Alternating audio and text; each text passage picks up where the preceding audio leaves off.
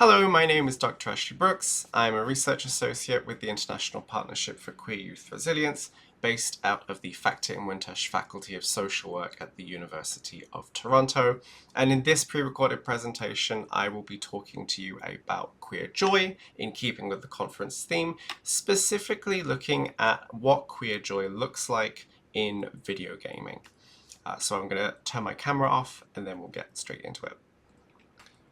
So to provide a general overview, we are going to be looking at what queer joy is and why it's worth studying in the context of video games.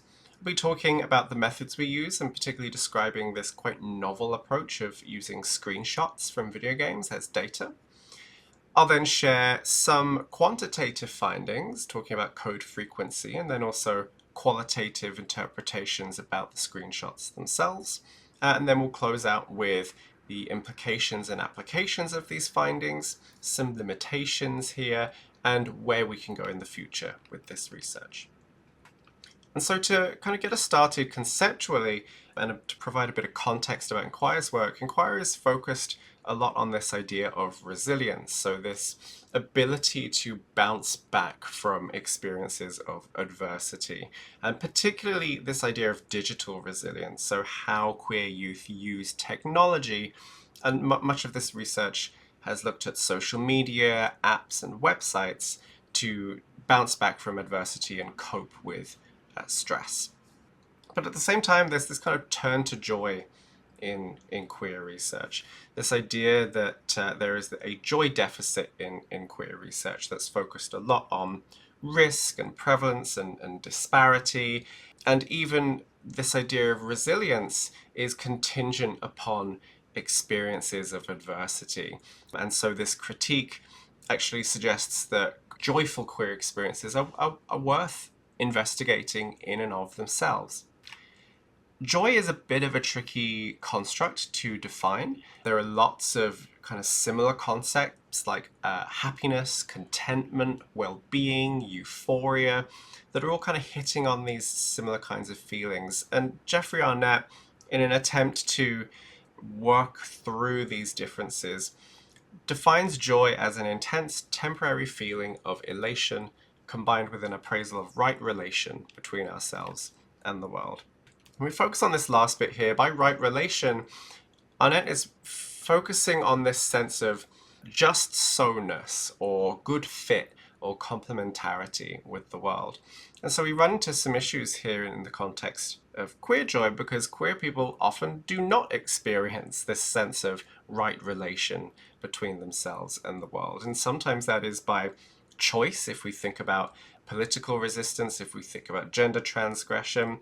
But often this is not by choice, this is by poor circumstance. And if we think about political victimization, if we think about family rejection, and yet queer people experience joy regardless.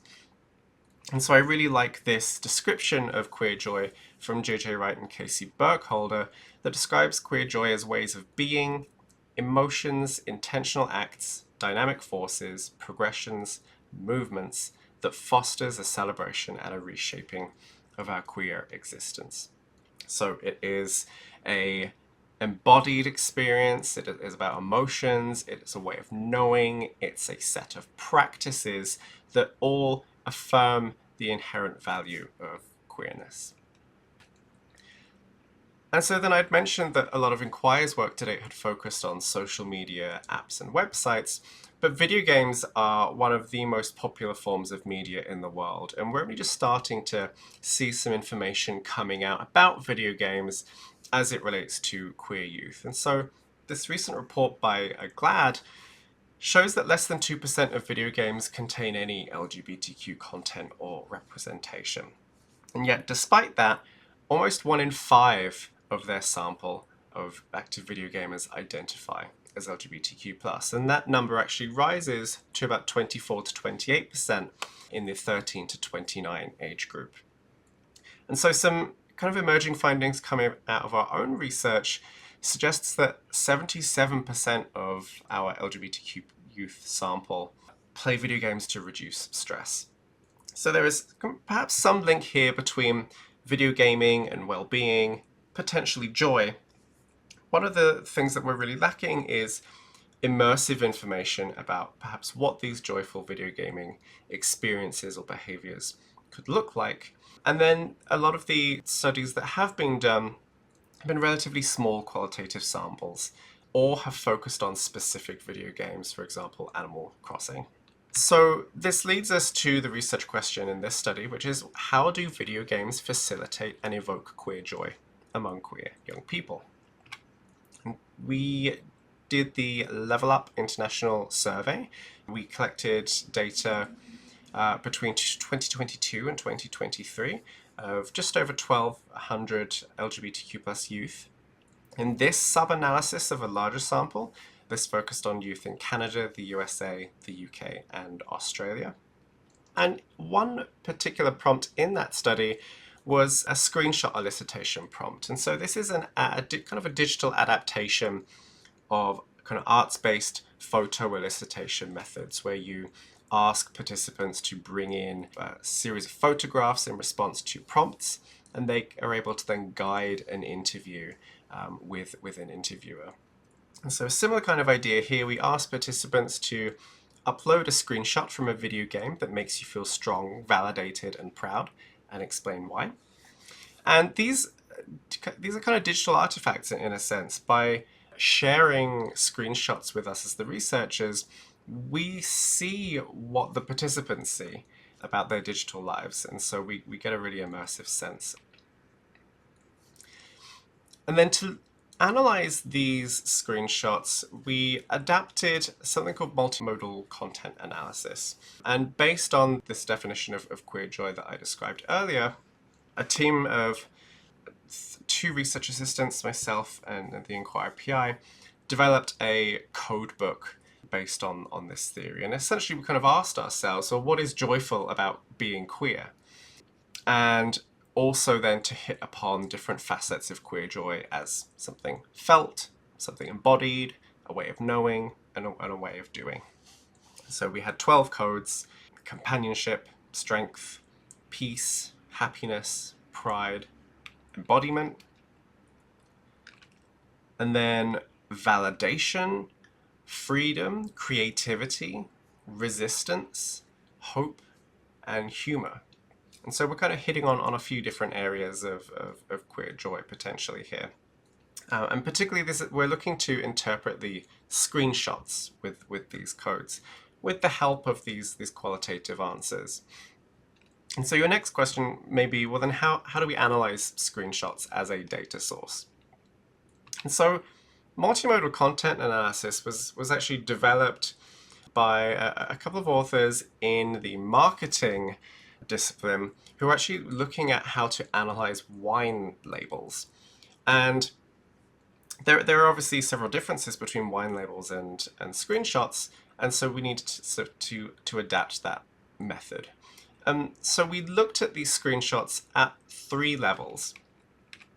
The first is this textual level, so not in the literal sense in terms of like words, but as a text, how can we read this screenshot as a text that is kind of legible to us in some way? What is the screenshot showing us at face value? So we have, in this example screenshot here, we have character customization options on the left-hand side, and then on the right-hand side we have a character that is being made by the player. That character has pink hair, has fair skin, vibrant clothes.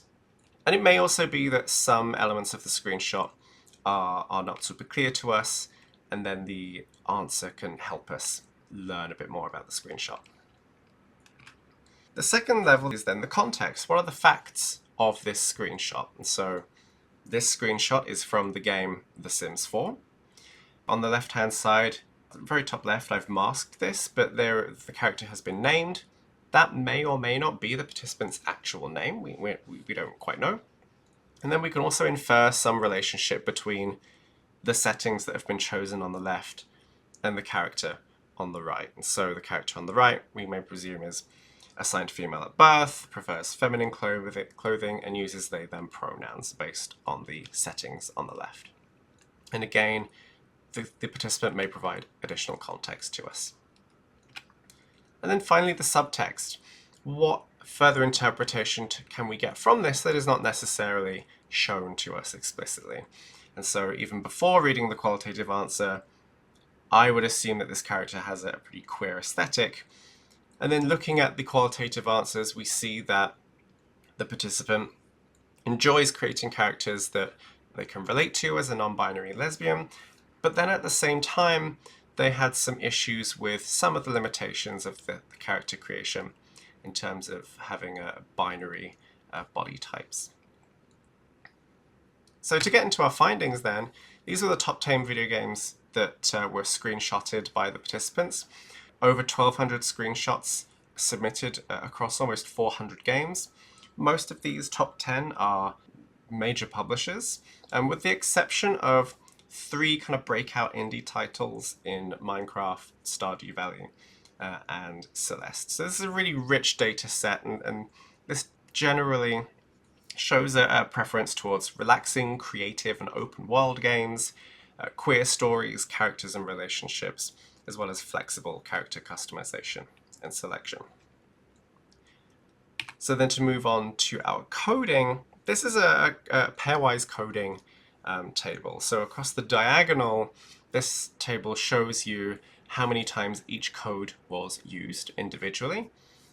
And then above and below the diagonal, you can see where 2 codes were coded or were used at the same time. And so then warmer tones show more overlap between the codes there. And so they can kind of point us towards some interesting patterns to look at. And so you'll see the hottest tone is up the top left there, companionship and happiness. We've also got some relationships between peace and hope, of creativity, pride and embodiment, some slight warmer tones there, and resistance and validation. So we're going to focus a little bit more on those areas, but there are, of course, lots of many screenshots to focus on, but we'll just be focusing on 4 for this presentation. And so we'll start off with companionship and happiness, our strongest one. And this screenshot is from the 8th most screenshotted game in our study. This is from Celeste. And there's this real focus on joy rather than suffering. And the participant in this quote also points out that the creator of this game is trans themselves, and confirmed that the main character depicted here on the right, Madeline, is also trans. And so I think this really speaks to the importance of queer people telling queer stories in a way that is able to focus on joy rather than focus on suffering. And so many screenshots depicted 2 characters or groups of characters, often happy and smiling. Strength, validation, and resistance. Again, we saw some overlap here, and this is from one of my favorite games, Persona 5, of which rebellion and control is a really core theme of this game. And so the participant points out that the protagonist's will to rebel against the society that held him back unlocks the power to truly reform the world. So there's this kind of radical, transformative power that's being related to the participants' experience of queerness, their own journey of self-discovery and fighting back against discrimination. So there's this sense of not right relations, but righteous relations, this moral conviction that is in opposition to oppression. Here we have a screenshot that shows peace and hope, and this is an indie title, and the aesthetic in this was really common across a lot of screenshots. A lot of homely, cozy, kind of cottagecore aesthetic that was really common. Lots of just depictions of nature in the screenshots, and especially this kind of symbolic imagery of a sunset, this kind of symbolizing like the coming of tomorrow. It's very hopeful and optimistic, an optimistic orientation towards the future. I think what's also notable here, in contrast with the point that I made in the previous slide, was that there is this kind of aspiration towards right relations, this idea that eventually queerness can fit in so well to everyday life, that queerness inherently has a place. Creativity, embodiment, and pride also overlapped a bit, and here is an example from Animal Crossing New Horizons, which was the third most screenshotted game in the study. And there were lots of examples of how customization supported creative self-expression in embodied ways, so in terms of the player avatar, and in environmental ways, so participants could build their own worlds in which queerness had a space. And this is a really great example of how that showed up in the screenshots. And so then to summarize, it really seems that technical affordances in video games, so the ability to customize, the ability to select and create, was an opportunity for players to create queer joy through world building and embodiment in terms of characters. Whereas narratives, gameplay, and aesthetics evoke feelings of queer joy, and this is often related to themes of resistance, hope, peace, strength, and companionship. And so altogether, I think this points to the benefits of inclusive character creation, romance options, and diverse representation. There are some efforts to develop and improve video game-based interventions for LGBTQ+ well-being, and so these findings really will point developers in the right direction there. But there are constraints to this. Research has very limited budgets in terms of supporting the demands of creating video games. But then also the video game-based interventions, or serious games, as they're often called, may not be able to kind of be as fun as these kind of consumer video games. And so there are challenges there in terms of improving the quality and the enjoyment of these games. I think one other really interesting thing to come out of this is we should be focusing on indie games and developers who are themselves doing queer world building and world making by making video games. They're taking this kind of one step further and creating art themselves that other queer people can enjoy and experience joy with. So thank you so much for listening to this presentation. I want to give a shout out to the International Partnership for Queer Youth Resilience. Please check the work out on INQYR.org. And if you would like to hear more updates from me, you can follow me on Blue Sky with this QR code. Thank you so much for listening, and have a great day.